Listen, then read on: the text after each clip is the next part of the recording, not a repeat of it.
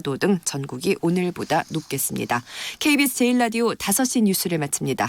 윤수영이었습니다. KBS.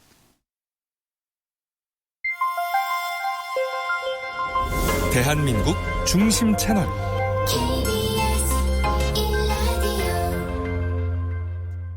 Listen, everyone.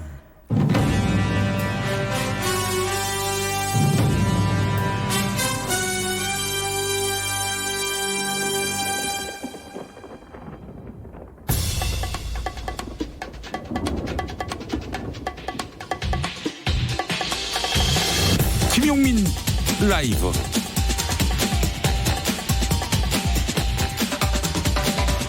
(2019년 11월 21일) 목요일입니다. 안녕하십니까, 김용민입니다.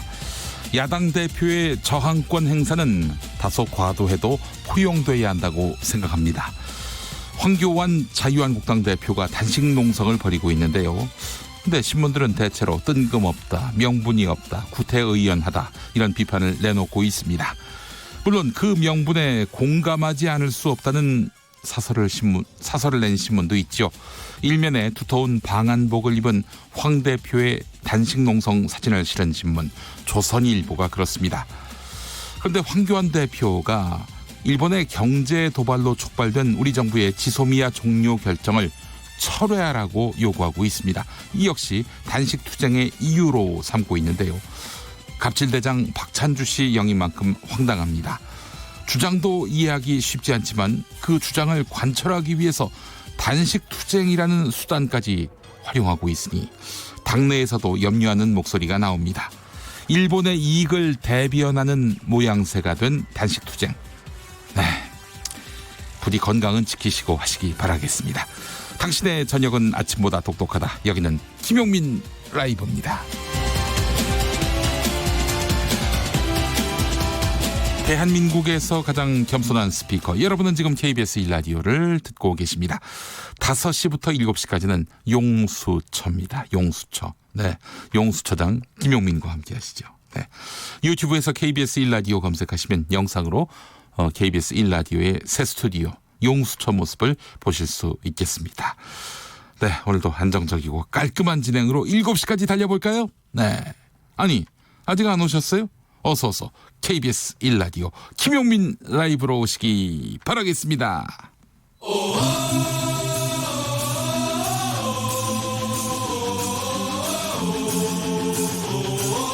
김용민 라이브.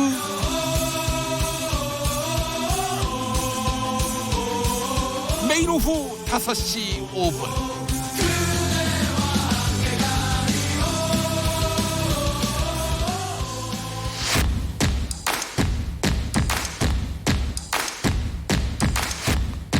그냥 똑같은 뉴스 브리핑이 아니다. 정치 뉴스 피로해소에 딱 좋은 브리핑. 매일 5시 5분 절대 놓치면 안 되는 뉴스 505. 뉴스 505 함께할 정상근 기자, 어서 오십시오. 네, 안녕하십니까. 네, 정상근 기자 기억하세요? 네. 얼마 전에 애청자 2836번 쓰시는 분이 네네. 직접 찧어서 보내주신 햅쌀. 아, 네, 기억하죠. 그게 지금 제 뱃속에 들어간 게 아니라 네. 서울 영등포구 영등포동 주민센터 따뜻한 겨울나기 사업에 저희가 기증했습니다. 네네. 예. 보내주신 분 너무 감사하고 제가 먹고 싶었는데 그래도 더 많은 분들과 사랑을 나누는 게 우리 2836번님이 보내주신 그런 사랑, 성의에 가장 어울릴 것 같아서 저희가 이렇게 나눴습니다. 네, 용수처장이 안 드셨으면은 한 20병 이상의 사람들이 먹을 수 있겠다라는 생각이 듭니다. 그렇죠. 저 혼자 다 먹을 수 있는 거니까. 네네. 네, 알겠습니다. 진심으로 감사드립니다. 너무너무 아름다운 선물 감사드립니다. 네. 자, 첫 번째 뉴스부터 만나볼까요? 네, 북한이 오늘 이 문재인 대통령의 초청 친서를 받았다라는 사실을 공개했습니다. 네. 오는 25일부터 부산에서 열리는 이 한 아세안 특별 정상회의에 이 문재인 대통령이 이 김정은 국무위원장을 초청했다라는 건데요. 조선중앙통신이 오늘 보도를 했습니다. 네. 하지만 북한은 이 남측의 성의는 고맙지만 참석할 이유를 찾지 못했다라고 거절했다고 밝혔습니다. 네.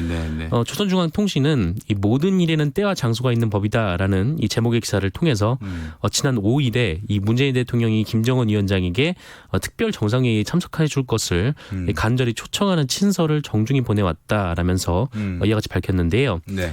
예, 통신은 이 형식적인 남북 정상회담은 뭐 지금 시점에 하지 않는 것보다 못하다라는 게 북측의 입장이라면서 남측의 기대와 성의는 고맙지만 김정은 위원장이 부산에 가야 할 합당할 이유를 끝까지 찾아내지 못한 데 대해서 이해해 주길 바란다라고 밝혔습니다. 네.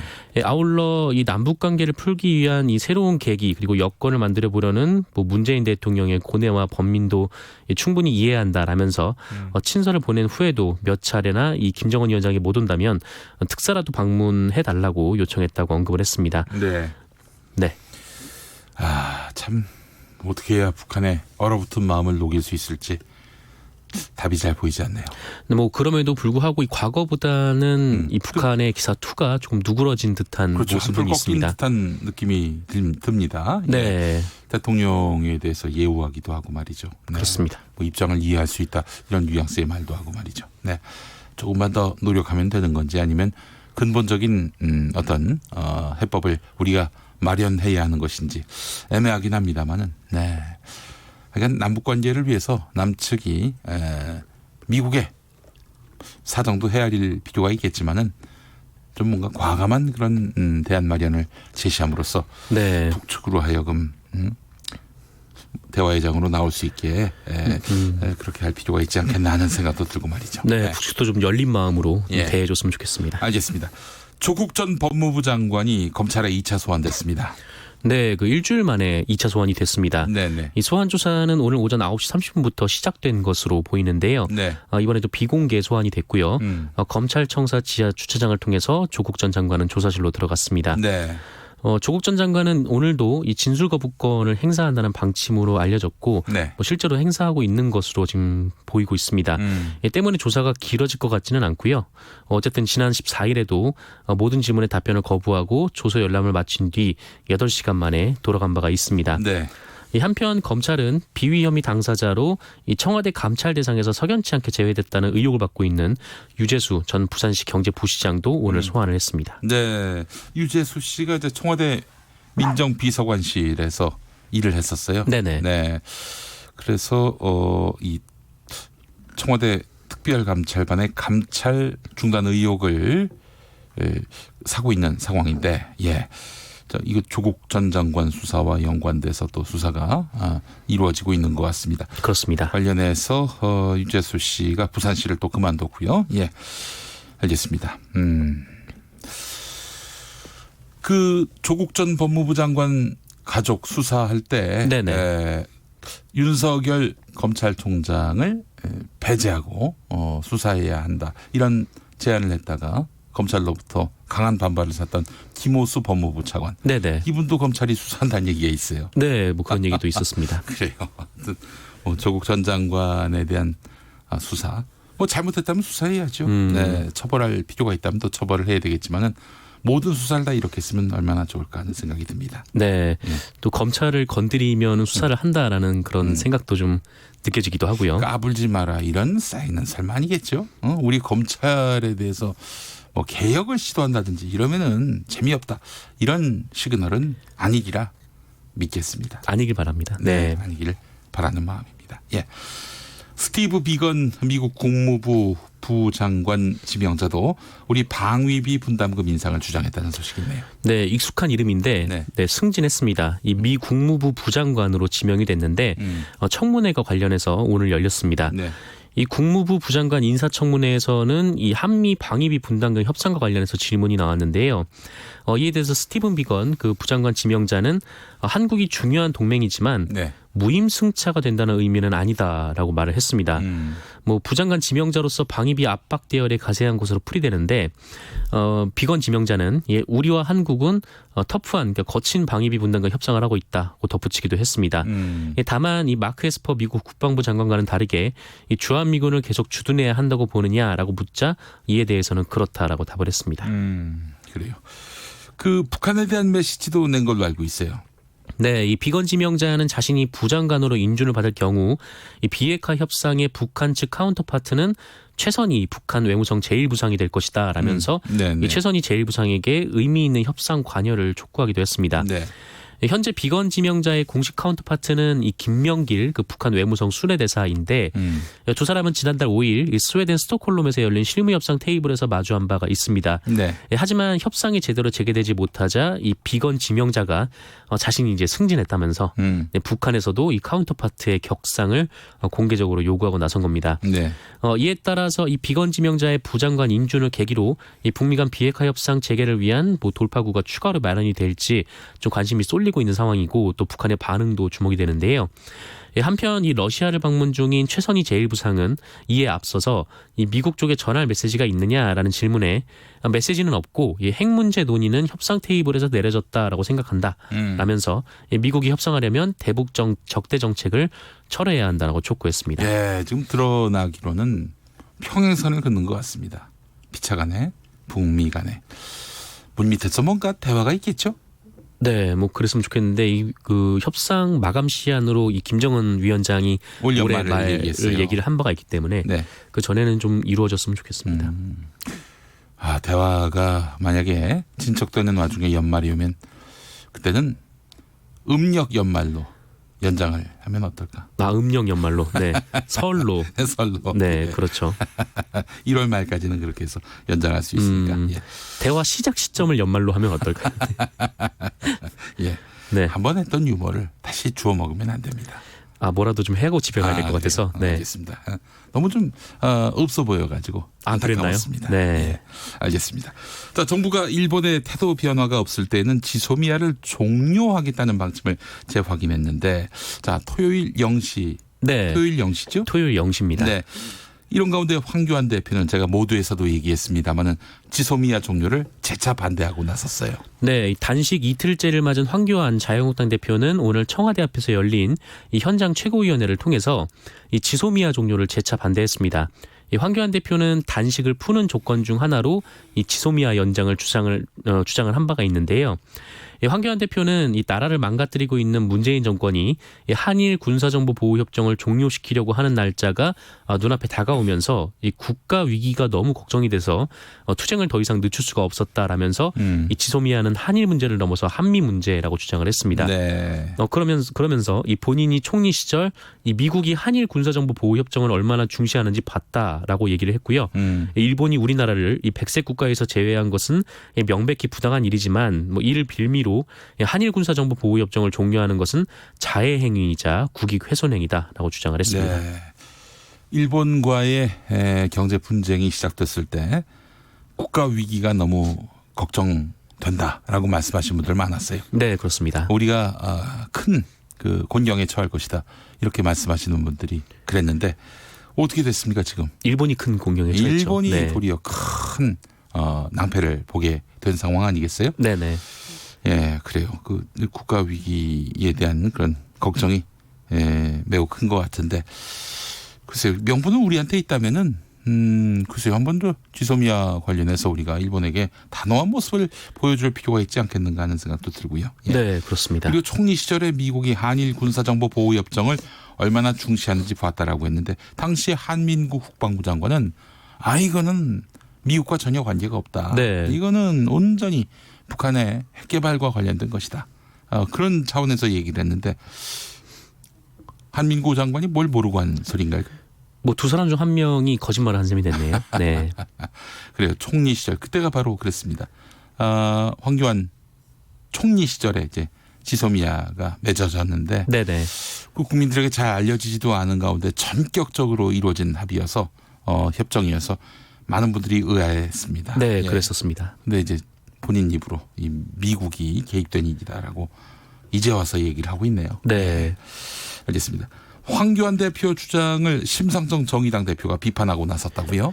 네, 심상정 정의당 대표는 오늘 열린 단회의에서 이 단식을 하려면 작은 정당 대표인 본인이 해야지 왜 배부른 제1야당 대표가 청와대에서 국회로 우왕좌왕하면서 예. 이 단식을 하는지 안타까운 마음마저 든다라면서 지소미아 문제로 청와대를 압박하는 건 국익에 반하는 내부 총질이라고 말을 했습니다. 그러면서 이 황교안 대표가 이 문제 때문에 가야 할 곳은 이 청와대 앞이 아니라 일본의 아베 수상 관저 앞이다라고 주장하기도 했습니다. 네, 청와대 앞에서 이렇게 단식 농성하는 거는 네. 낮에 그렇게 하고 밤에 가서 잘 때는 국회에 가가지고 주무시고. 네, 예. 청와대 앞에서는 천막을 칠 수가 없어가지고. 네네네. 네, 혹시 그렇습니다. 청와대에서 해야 할 이유가 뭐가 있는지 모르겠어요. 뭐 청와대에 촉구를 하기 위함이라고 하는데 네.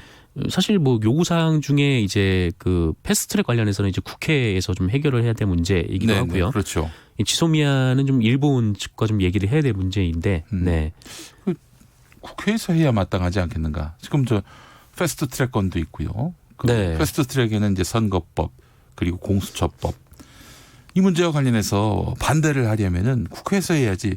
아니 지금 국회에 영향력을 미치고 있는지 분명치 않은 청와대 앞에서 하는 것은 이런 고도의 정치 행위가 아니겠는가 하는 판단도 들고요. 예. 지금 국회에서 얘기를 하려고 해도 지금 원내대표들이 다 미국에 가 있어가지고요. 네, 얘기를 할 수가 좀 없는 상황이기도 합니다. 예, 알겠습니다. 자, 일부 학생들이 교사들로부터 반일 등 정치 편향을 강요받았다고 주장했던 인헌고 사태. 교육부가 그런 사실이 없다고 결론 지었다면서요?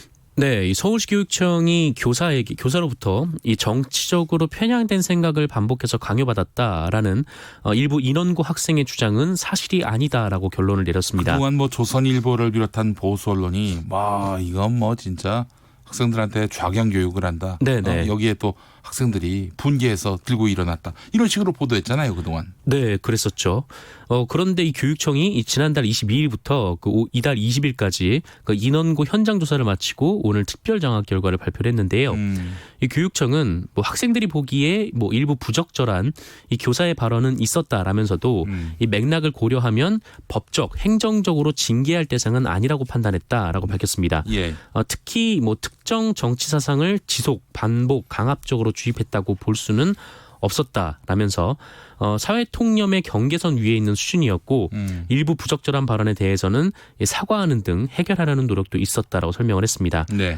인원고 논란은 지난달 이 교내 마라톤 대회 때 교사들이 반일 구호를 외치게 하는 등 뭐 정치적으로 편향된 행동을 강요했다고 일부 학생들이 공개에 비판하면서 불거졌습니다. 네. 또 일부 학생들은 교사가 수업 시간에 이 조국 전 법무부 장관 혐의는 모두 가짜 뉴스이니 믿지 마라라고 했다거나 이 학생에게 일베 회원이냐라는 식으로 면박을 줬다. 이렇게 주장하기도 했습니다. 네. 하지만 이런 말을 들었거나 뭐 부적절하다고 생각했다는 학생이 다수는 아니었고요. 뭐 응답자도 뭐 어떤 말을 했다면은 뭐 한 반에서 전부 그렇게 좀 느꼈을 텐데 이게 한 학년 뭐 한 반에 몰린 것이 아니라 좀 여러 반과 학년에서 좀 나눠서 나타났다라고 합니다. 반면에 좀 상당수 학생들이 이 마라톤 대회 반일 구호를 뭐 거부감 없이 받아들였다라고 네. 얘기를 했고 또 가짜 뉴스 등의 발언도 학생들의 주장과는 좀 다른 맥락이 있었다라고 설명을 했다고 합니다. 다만 교육청은 이 사회 현안 교육을 할 때 이 교사가 지켜야 할 지도 방법 그리고 정치적 중립성의 범위와 한계, 학생이 인권 등 국제 규범에 현저히 반하는 말을 했을 때 지도 방향 등을 명확히 제시한 적이 없다는 점에서 이 교육청도 이번 논란에 책임이 있다라고 밝히기도 했습니다. 네, 알겠습니다. 뭐 그야말로 태산명동 서일필인 건지 교육부하고 교육청이 이걸 뭐 은폐했다면 더 시끄러워졌을 텐데. 네네. 네. 은폐했다고 교총에서는 지금 주장하고 있습니다. 교총에서는 네네. 주장하고 있습니까? 예, 알겠습니다. 다음 소식 하나 더 살펴보겠습니다. 인천공항에서 인도네시아 사람이 면세점 직원을 성폭행하려다가 붙잡혔다. 네, 그 인천공항 경찰단은 오늘 이 성폭력 범죄 처벌 등에 관한 특례법 위반 혐의로 인도네시아인 23살 남성에 대해서 구속영장을 신청했다고 밝혔습니다. 네. 이 남성은 어제 오후 8시 3분께 인천공항 제1터미널 그 여자 화장실에서 이 모 면세점 직원을 성폭행하려 한 혐의를 받고 있습니다. 네네네. 몰래 여자 화장실에 숨어 들어가 있다가 이 피해자가 들어오는 인기척을 느끼고 이 성폭행을 시도한 것으로 조사가 됐는데 당시 범행을 목격한 남성 환경미화원이 도망치지 못하도록 붙잡은 채 경찰에 신고를 했고 네. 신고를 받고 출동한 공항 경찰단이 이 남성을 현장에서 긴급 체포를 했습니다. 네. 경찰 관계자는 이 남성을 상대로 구체적인 범행 경위를 조사하고 있다면서 오늘 오전에 구속영장을 신청했다고 설명했습니다. 네, 알겠습니다. 6726번 쓰시는 분, 어릴 때 노는데 정신 팔려 있을 때 우리 어머니는 밥 묻고 놀아라라고 하시더니 객지 생활할 때는 밥은 묻고 댕기나라고 하시더군요.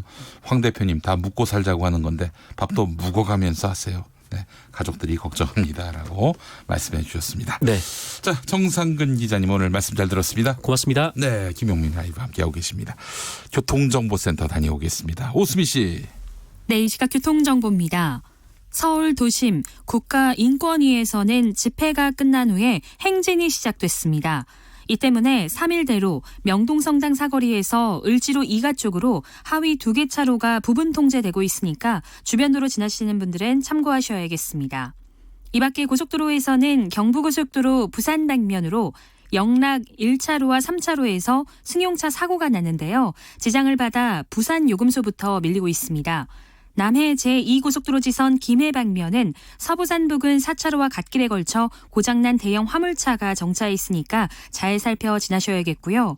반대 서부산 방면은 감전에서만 2km 막히고 있습니다. 서해안고속도로 서울 쪽은 군산 부근 2차로에 고장난 화물차가 서 있고요. 이후로는 교통량이 빠르게 늘어나 서평택 분기점부터 화성휴게소까지 12km, 다시 매송휴게소에서 용담터널, 안산에서 서서울요금소, 금천 일대까지 속도를 못 냅니다.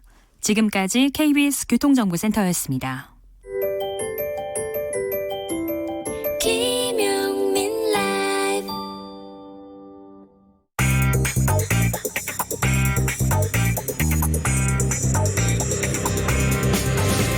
오늘 타임라인을 수놓은 말말말 김용민 라이브가 수집해서 들려드립니다. 소리로 듣는 그리고 세상을 읽는 뉴스, 세상의 모든 핫뜨거운 목소리, 그 말말말을 만나보겠습니다. 지금부터 볼륨 업, 귀 쫑긋 핫 소리.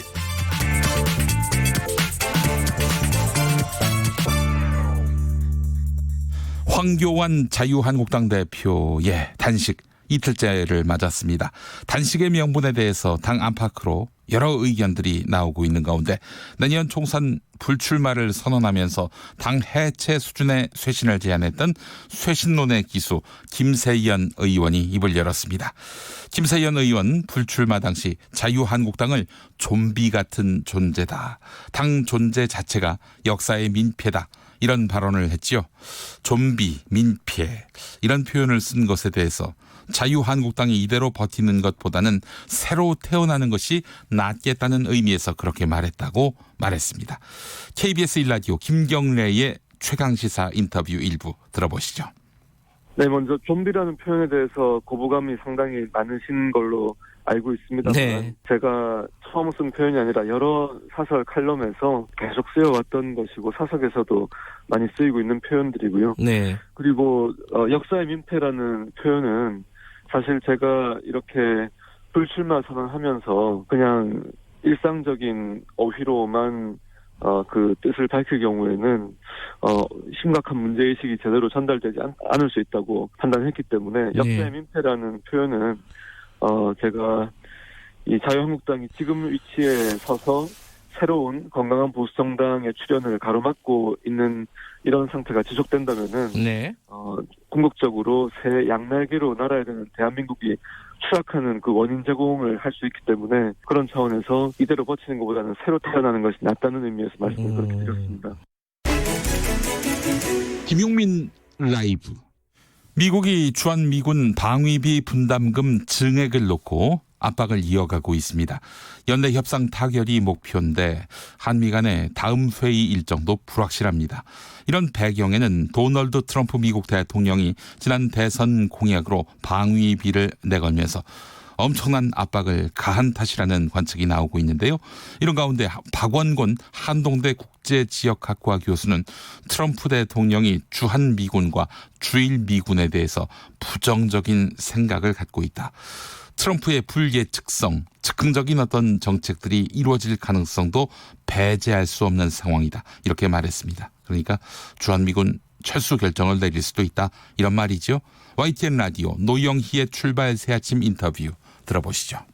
방위 분담 같은 경우에는 트럼프 대통령의 대선 공약이 맞죠. 네. 동맹국에 분명하게 책임과 비용을 지금 더 받겠다라고 얘기를 했고요. 근데 동시에 트럼프 대통령이 이제 전진 배치된 미군, 주한미군이라든지 주일미군 같이 전진 배치된 미군에 대해서 굉장히 부정적인 생각을 하고 있는 것도 사실입니다. 언젠가는 본국으로 귀환을 시켜야 된다. 특히 그 핵심 전제가 주둔하고 있는 국가가 충분한 비용을 다 대지 않으면 네. 구태여 거기 주둔할 필요가 있느냐, 이제 그런 얘기들을 종종 했거든요. 네. 물론 미국의 전통 외교 안보 라인은 미국의 전략적 이해 때문에 이곳에 주둔한다라고 얘기를 많이 했는데 그 사람들이 지금 다 빠져버린 상태거든요. 네. 거의 트럼프 대통령의 우리가 지난 3년 동안 경험을 했던 불예측성, 즉흥적인 어떤 정책들이 이루어질 가능성도 우리가 배제할 수 없는 그런 상황이다라고 판단이 됩니다. 모래 영시를 기해서 효력을 상실하는 한일 군사정보보호협정 지소미아. 여석주 전 국방부 국방정책실장은 이 협정을 보는 시각을 명확히 해야 한다고 말했습니다. 지소미아는 정보 제공과 교류에 의무가 있는 협정이 아니다. 즉 정보 제공의 의무를 규정한 게 아니고 만약에 일방에서 정보를 주면 우리가 그 정보를 보호하는 수준만큼 보호를 하겠다라는 하나의 약속이다라고 말했습니다. 덧붙여서 미국 에스퍼 국방장관의 발언, 지소미아는 북한과 중국만 이롭게 할 뿐이다. 이 발언에 대해서 중국을 지소미아와 연결지어 언급하는 것은 굉장히 위험한 생각이다. 이렇게 말했습니다. MBC 라디오 김종배의 시선집중 인터뷰 들어보시죠. 일단 이 협정을 보는 시각을 좀 명확하게 잡아야 되는데 이게 무슨 정보 제공의 의무를 규정한 협정이 아니고 만약에 일방에서 정보를 주면 우리가 그 정보를 보호하는 수준만큼의 보호를 하겠다는 하나의 약속입니다. 그래서 그렇죠. 이것이 어떤 그 정보 제공이나 교류의 의무를 규정하고 있는 협정이 아니라는 점은 좀 명확하게 하고 싶습니다. 미국의 에스퍼 장관 같은 경우는 한일 군사정보, 그러니까 정확한 표현은 한일 군사정보 포괄보호협정. 어려운데 그냥 협정. 이 종료는 북한과 중국만 이렇게 할 뿐이다 이렇게 이야기를 했는데. 중국을 지소미아와 연결져 가지고 언급하는 것은 굉장히 신중해야 되고 위험한 상황을 유도할 수도 있다는 말씀을 드립니다. 어떤 즉 지소미아라는 것은 우리가 최초 체결할 때부터 북한의 핵 미사일 위협에 대응하기 위해서 하나의 수단으로서 그것을 체결한 것이지 우리가 이 지소미아를 통해서 중국의 팽창이나 이것을 저지하거나 견제할 목적으로 이것을 체결한 것이 아닙니다. 김용민 라이브. 유은혜 사회부총리 겸 교육부 장관이 2025년 자율형 사립고, 외국어고, 국제고의 일반고 전환을 다시 한번 강조했습니다. 자, 그런데 말이죠. 문재인 대통령 정부가 2022년까지 아닌가요? 네. CBS 라디오 김현정의 뉴스쇼에 나온 유은혜 부총리는 고교 서열화 이제는 바람직하지 않다. 미래를 위해 바꿔야 한다. 그리고 그 과정에 정부가 바뀌더라도 과거로 다시 돌아갈 수는 없다. 한마디로 교육에 대한 패러다임을 바꿀 것이다 라고 강조했습니다. 들어보시죠. 이제 더 이상 학교를 서열화해서 이게 또 대학까지 서열화되고 나중에 취업까지 그렇게 학벌 위주의 사회 시스템으로 운영되는 이 구조는 이제는 바람직하지 않다. 미래를 위해서 바꿔야 된다. 그리고 바꾸는 그 출발이 이제 고교 서열화를 해소하고 이상적이라고 말씀을 하시지만 그렇게 하지 않으면 우리 아이들에게 어떻게 미래의 역량을 키워줄 수 있겠습니까? 그것은 또 국가, 정부가 해야 할 또 책임이 있다고 생각합니다. 2025년이면 한 5년 넘게 남았거든요.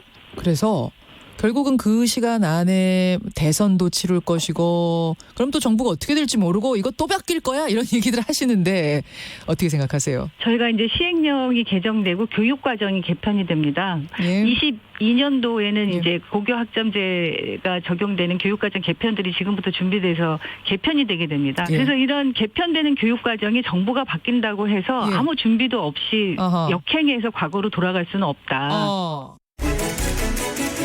김용민 라이브. 전국적으로는 부동산 가격이 안정화되고 있다. 국민과의 대화에서 문재인 대통령이 이런 말을 했죠. 부동산 관련 발언 말입니다. 이에 대해서 여론이 뜨겁습니다. 현실과 동떨어진 인식을 하고 있는 것 아니냐 하는 반응이 있었고요. 자, 이에 대해서 금융감독원장을 지낸 김기식 더미래연구소 정책위원장은 실정을 모르는 것이 아니다. 대통령은 정확히 읽고 있다. 부동산 시장에 강한 메시지를 주려고 한 말 같다라고 분석했습니다. KBS 1라디오 김경래의 최강시사 인터뷰 일부 들어보시죠. 전국적으로 보면 집값이 안 오르는 건 맞습니다. 예를 들면 지금 집값 상승이라고 하는 게 주로 그 서울에서 이루어지고 있는 거고 특히 강남에서 많이 이루어지고 있는 거고 이번에 이제 규제가 풀리면서 부산하고 고양시 뭐 일부에서 집값이 꿈틀거리지만 전반적으로는 서울만 집값이 좀 계속 오르고 지방 같은 경우 오히려 아파트 미분양이 그냥 계속 쌓일 정도로 부동산 시장이 상당히 오히려 침체됐다 이런 소리가 나올 정도니까 전국적 통계를 봤을 때 대통령의 말씀이 전혀 틀렸다고 얘기할 수는 없는데 그러나 보통 부동산 얘기를 할 때는 우리가 서울 집값을 주로 얘기하니까 괴리가 떨어져 있다라고 하는데 대통령의 주된 메시지는 아무리 흔들어도 내가 흔들리지 않는다. 집권 끝까지 내 부동산에 대해서 경기수단 부양수단으로 쓰지 않고 부동산 잡는 정책이 일관돼 가겠다라고 우리 정부의 정책 의지를 의심하지 말아라라고 하는 그런 시장에 보내는 사인 아니었나 저는 그렇게 봅니다. 브로콜리 더마저 유자차 듣고 오겠습니다. 그만큼 달콤하지는 않지만 울지 않을 수 있어 온기가 필요하잖아 이제는 지친 마음을 쉬어 이 차를 다 마시고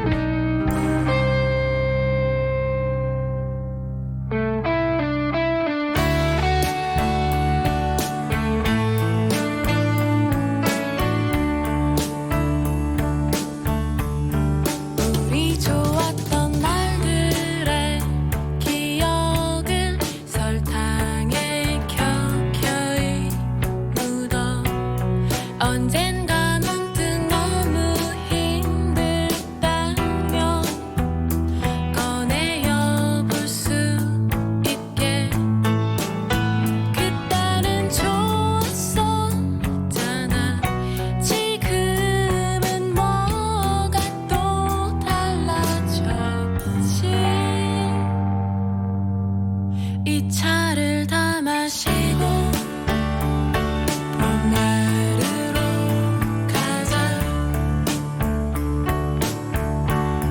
이 차를 다 마시고 봄나루로 가자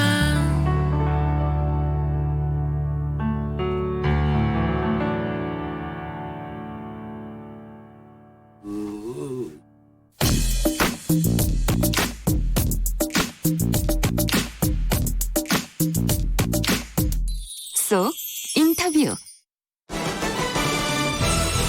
이런 상황에서 이 유니클로를 찾아와가지고 줄을 서는 대한민국 국민들 정말 민족 정신을 팔아먹는 거고 누가 줄을 서서 그 더러운 내복안장에 민족 정신을 팔아먹는지 저희가 낱낱이 한번 취재를 하도록 하겠고요. 외국노 유석순 여기 있네. 외국노야 이놈아. 아니 자사까하게 되는 저희나 처마다 먹은 놈 미웠다. 무슨 네 저걸 생각해. 여기 유석순이 바로 이놈입니다. 이리와! 너를 내가 일본 간첩으로 신고를 나가주세요. 나가주세요. 많은 사람들이 나이 오늘 토착회고를 하는데 거기에 입장 좀 말씀해 주세요. 왜 토착회고를 하는가요? 말씀할 말 없으세요? 조광 목사는 탄핵을 넘어서서 타도를 잊히는데 그 집회에 태극기 들고 나가신 이유가 뭔지 좀 옳은 소리 좀 해주세요. 왜 나가셨는지. 예, 나라를 구하기 위한. 그런데 공당이 나라를 국회에서 정치는 겁니다. 안 하시고 네. 저기 목사들이 지금 국회잖아요. 여기. 국회에서 일을 아니 하잖아요. 왜 거기 나가셨는지. 국회에서 일을 하고 있잖아요.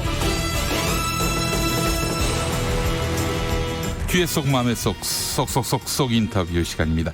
여러분 응징 취재라고 들어보셨습니까? 네, 굉장히 논쟁적인 저널리즘이 됐는데요. 유니클로를 찾아가서 낱낱이 취재하고 연세대 류석춘 교수 연구실을 급습하고 나경원 자유한국당 원내대표 그리고 마지막으로 황교안 자유한국당 대표까지 응징이 필요하다 판단되면은 어김없이 찾아가서 존재감을 드러내는 분입니다. 자, 이분의 그 필명이 초심인데요. 네, 초심. 응징 취재로 굉장히 또 화제에 오르신 서울의 소리 백은종 대표 기자 초대했습니다. 어서 오십시오. 예, 안녕하세요. 예, 백은종 기자님. 예.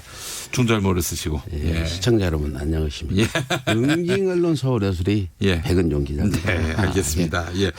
자, 지금 이 이야기부터 한번 여쭤봐야 될 것 같습니다. 백은종 대표께서 현재 단식 중이시라고요? 단식을 오늘부터 하려 했는데 KBS 출연도 있고 준비가 좀 걸려요. 그렇죠. 뭐 바로 단식 바로 어제 결정한 거라 건강 이상합니다. 그래서 이번 단식의 이유는 뭐냐? 뭐 오늘 기사도 나오고 뭐 김홍걸 전 그 김대중 선생 그 삼남도 말씀하셨지만 일본을 위해서 단식하는 사람 처음 봤다. 그래서 제가 민족주의자고 여기 태극기도 달고 다니고 저는 진짜 보수라고 생각하는 사람인데 도대체 이게 가당키 하는 일이냐. 그러면 어떻게 해야 되냐. 국민들을 좀 깨우치기 위해서 내가 맞상대 단식을 하겠다. 그래서 많이 보면서 지금 황교안 대표는 아까 가보니까 졸고 있는데 나는 열심히 일하면서 이런 모습을 보여줘서 단식 선배거든요. 제가 8번이나 단식을 해서. 아, 그러셨어요? 단식은 제가 더 선배라. 옆에 가서 좀 같이 해볼까 그렇게 생각합니다. 그 황교안 대표 옆에 가서 단식하신다고요? 그래요. 황교안 대표가 현재 지소미아 종료를 반대하면서 또 뭐 다른 이유도 있습니다만은 지금 투쟁에 들어갔는데 그 옆에 가신다고요? 그렇죠. 현재 지소미아 연장 또 공수처 설치 반대. 이제 뭐 그 개혁 사법 개혁안 반대. 정치 개혁 반대를 걸고 하는데. 선거법 개정 반대. 오죽하면은 지지자들조차 등을 돌려서 지금 청와대 앞에 황교안 대표 단식을 하면 지지자들이 구름처럼 몰려와서 응원을 해야 되는데 어저께 한 5명 오늘도 뭐 반대자나 지지자 숫자가 같더라. 이걸 빨리 황교안 대표는 깨닫고 공비에 사죄하고 단식을 중단해라 이런 의미에서 단식을 하려고 합니다. 그러니까 황교안 대표가 낮에는 이제 청와대 앞에서 단식 농성을 벌이는데 바로 따라옵니다. 저희도. 그 바로 옆에 가셔서 단식 농성하신다고요? 예, 알겠습니다. 서울의 소리 대표 기자신데 서울의 소리 홈페이지 가보니까 옳고 그름을 따지는 응징 언론 이런 표현이 붙더군요. 입을 꿰매도 할 말은 하는 저항 언론. 이건 또 이제 문재인 정부 출범 이전의 슬로건이었는데 서울의 소리가 독특합니다. 응징 저널리즘에 대해서 좀 소개해 주시겠습니까? 저희가 2010년도에 창간해서 올해 10년을 맞습니다. 그렇군요. 서울의 소리는 원래 서울의 소리가 아니고 민족의 소리가 본 제어고요. 좀 더 알아듣기 쉽게 서울의 소리는 이제 지국 같은 이름으로 해서 앞으로 이제 뭐 미국의 소리 다 이렇게 미국의 소리는 있습니다. 뭐 부산의 소리, 부산의 소리 다 광주의 소리, 민족의 소리로 이렇게 말씀드리고요. 2010년 만들어서 왜 만들었냐? 그 당시 언론들이 우리가 하는 일을 하나도 안 써주더라. 뭐 진보나 보수 언론을 떠나서 우리 같은 그 이름 없는 시민 사회단체 활동을 사실은 성과는 컸는데 근데 안 써줘서 이것도 지연, 학연, 혈연 뭐 등등 해가지고 그런 줄로 써주는 것 같다. 우리는 기자회견 오면 기자도 안 오고 뭐 별거 아닌데도 그 좀 이름 있는 사람 많이 오고 해서 저희가 직접 하자. 그래서 만들었는데 이름을 뭘로 할 거냐. 우리는 이제 이명박 정부에 지금 저항을 하고 있는 투쟁을 하고 있는 거라 저항 언론 입을 꿰매도 할 말을 하는 저항 언론 이렇게 붙였고요. 이제 정권이 바뀌어서 이제 우리가 뭐 저항할 필요 있냐? 그럼 뭘 할 거냐? 어학사전을 막 찾다가 응징이란 단어를 찾았어요. 응징이요. 너무 좋더라. 규탄보다도 더 순수한 말이다. 잘못을 깨달아 뉘우치도록 징계를 하는데 징계 속에는 또 더 가보면 야단을 치는 것도 있어요. 서울의 소리는 어떤 뭐 취재 때 폭력을 행사한다 그러는데 우리는 법 법정에 가도 폭력이 아니다. 그건 응징이다. 매를 대는 거다. 사량의 매를 이렇게 주장해서 지금 그 활동을 하고 있는데 응징 언론은 이제 최초인 것 같고요. 네. 사실은 더 지금 저희가 응징 언론의 필요성을 느끼는 거는 많은 대한 언론들 많이 생기고 네. 했는데 현 상황이 언론이 변했냐. 안티조선도 했는데 그래서 이제 좀 극약 처방으로 응징 언론이 좀 있어야 되지 않나 이렇게 생각하고 있습니다. 네, 통상 언론 하면은 중립을 지키고 뭐 하여튼 좌로나 우로나 치우치지 않고 이게 아주 굉장히 중요한 가치로 여겨졌는데 서울의 소리 같은 경우에는 응징 특정한 주관적인 입장을 갖고 시시비비를 확실하게 가리고 그래서 응징 대상이 있다면 찾아가서 혼을 내주고 이런 저널리즘은 아마 백은종 대표 말고는 다른 분은 시도도 안 할 것 같은데요. 어학사전에 나와 있어요. 언론 그러면 뉴스나 사실을 보도하고 의견을 개진해서 여론을 형성한다고 분명히 나와서 지금 현 그 언론들의 뉴스나 사실 보도는 SNS 발달로 거의 무의미해졌다. 트위터가 더 빠르고 페이스북이 빠르고 유튜브가 빠른데 그래서 지금 중요한 건 언론의 중요성은 그 의견을 전개해서 여론 형성하는데 어떤 이익 집단의 여론을 형성할 거냐 어떤 그 공익적인 사회를 위해서 또 나라와 민족을 위해서 여론을 형성할 거냐 이 부분의 차이다. 앞으로 언론은 여론 형성을 어떻게 하냐 응징 취재는 여론 형성을 하는 한 가지의 독특한 방법이다 이렇게 말씀드리겠습니다. 네, 사실 언론이 얼마 없었을 때는 진짜 언론들이 중립 지켜야 되고 객관성 지켜야 되고 그런 요구가 있었습니다만 요즘처럼 뭐 언론이 많은 때에는 자기 색깔 드러내는 것이 또 더 나을 수도 있다 이렇게 말씀하시는 분도 있고요. 최근에 백은종 대표의 그 서울의 소리가 일본 의류업체 유니클로 매장에 다녀와서 또 화제가 됐습니다. 여기는 무슨 일로 가신 거예요? 오늘도 다녀왔습니다. 오늘도 다녀오셨습니다. 오늘은 유니클로를 응징으로 간 게 아니라 뭐 무슨 그 한국 기업, 의류 기업이 있어요. 있다고 치고. 굳이 브랜드를 말씀 안 하셔도 됩니다. 그래서 브랜드 이 얘기는 안 하고 그렇게 텐이라는 들어가는 우리가 20만 장의 그 내복을. 이게 혹시 그거 아닙니까? 그 워낙 안 팔리니까 여기 오시면은 뭐 내복을 공짜로 드립니다. 아니 그게 아니라 아닙니까? 그거는 유니클로가 했던 원체 것이고. 안 팔리니까 미끼로 내복 10만 장을 걸었죠.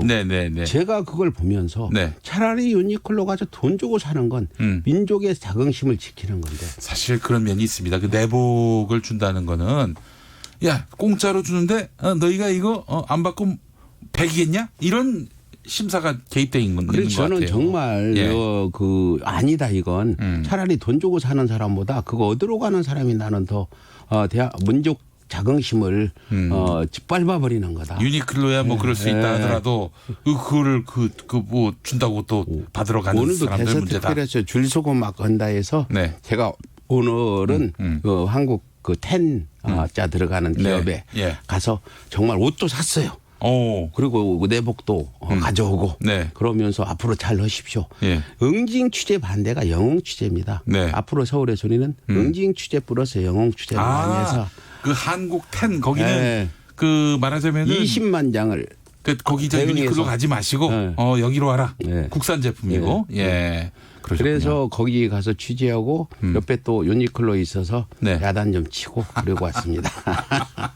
아니 근데 그렇게 야단 치시면은 그 상대방이 굉장히 불편해할 텐데 뭐 혹은 뭐 보복을 당하신다든지 이런 일은 없었습니까?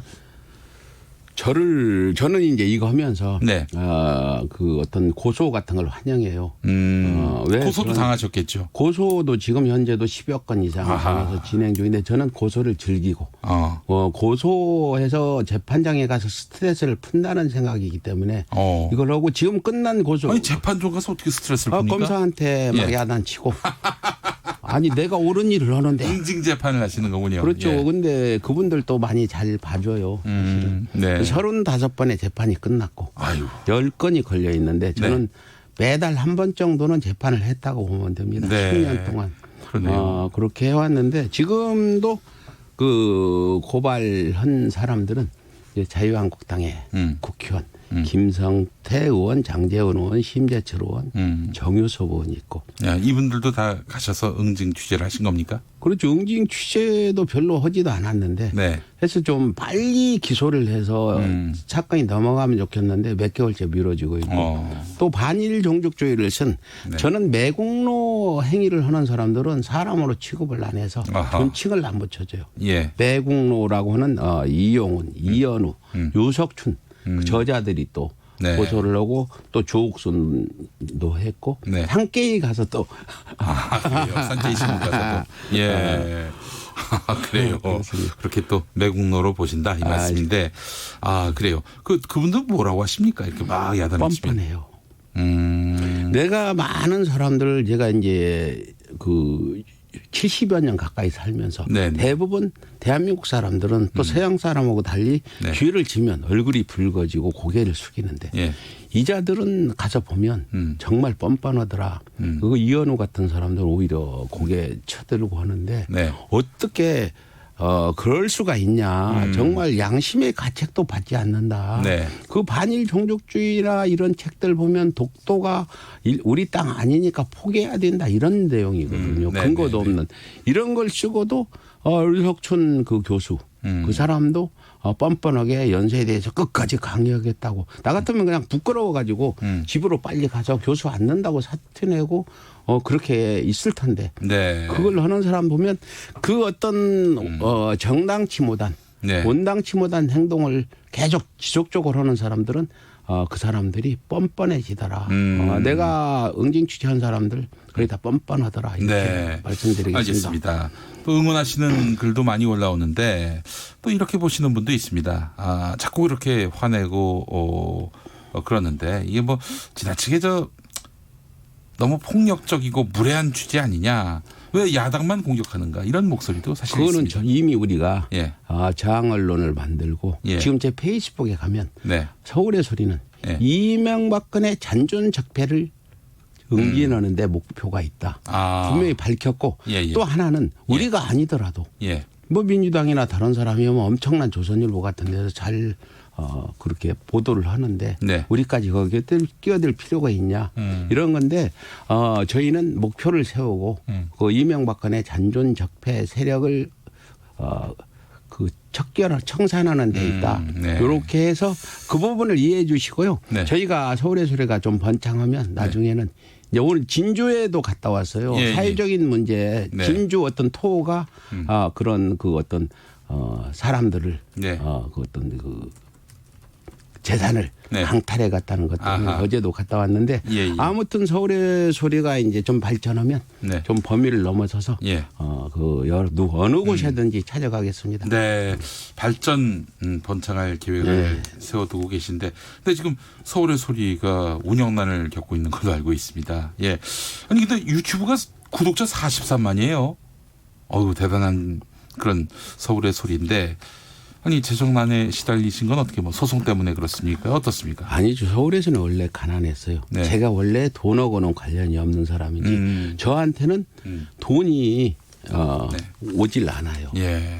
오질 않기 때문에 돈이 이 10여 년 동안 이 활동하면서 어떤 데는 100만 원 가지고 계속 이렇게 유지를 해오면서 저 혼자 하다시피 한 때도 있었는데 네네. 요즘에는 제가 굉장히 부자가 됐어요. 근데 부자가 되고 보니까 이제 사람들이 활동을 하다 보니까 부자가 됐다는 건 무슨 말씀이에요? 사무실도 있고 예. 이제 조그마한 근데 스튜디오도 과거에 만들고 비해서는? 과거에는 쪽방 지하실 이렇게 거의 예. 7, 8년을 그렇게 살다가 부자가 되고 보니까 네. 비용이 많이 들어가요. 예. 그때는 100만 원 가지면 충분했는데 네. 지금은 한 2천만 원 이렇게 들어가니까 좀 돈이 좀 모자라다. 예. 제가 염려하는 것보다 네. 같이 일하는 친구들이 예.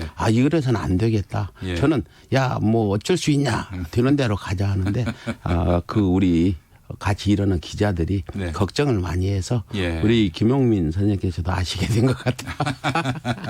아니 유튜브에 노란 딱지가 너무 많이 붙는다. 보수 성향, 우파 성향의 유튜브를 운영하는 분들이 그런 얘기 많이 합니다. 그래서 예.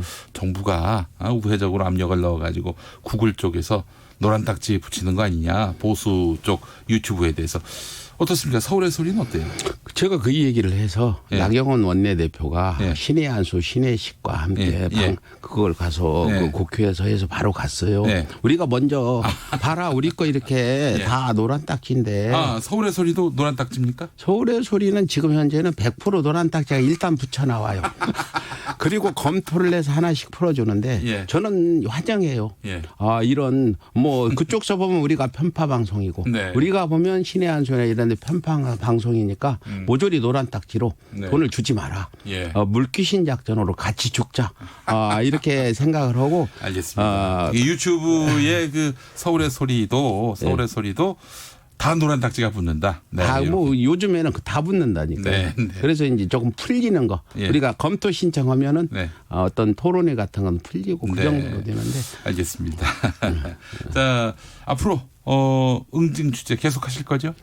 그러면 이 사회가 좀 더 나아지고 언론이 우리가 뭐 10년, 20년 전부터 언론 문제 있다 계속 했는데 문제가 지금 해결 안 되니까 또 극약 처방도 있어야 되지 않나 이런 생각에서 저는 이걸 좀 더 유하고 좀 더 기술적으로 응징 언론을 발전시켜서 언론 개혁은 지금 말만 하는데 어떻게 할 거냐 지금 답이 없어요.